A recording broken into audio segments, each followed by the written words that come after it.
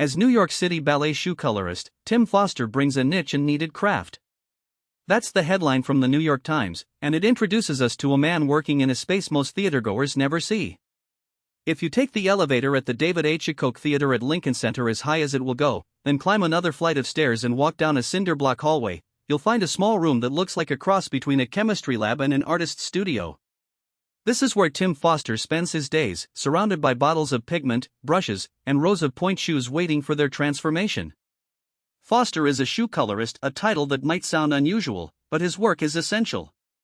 He hand paints pointe shoes to match the skin tones of the company's dancers, a practice that has taken on new urgency as the ballet world reckons with representation and inclusivity.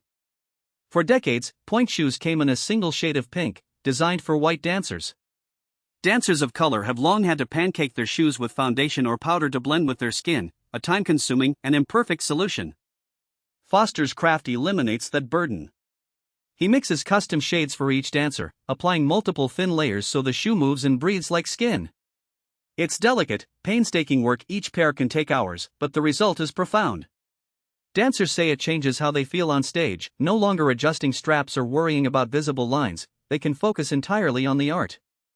A new documentary has brought Foster out of the wings and into the spotlight, revealing the depth of a role that was once invisible. The film captures his quiet precision, his deep knowledge of materials, and the trust dancers place in him. It also highlights how a seemingly technical job carries cultural weight.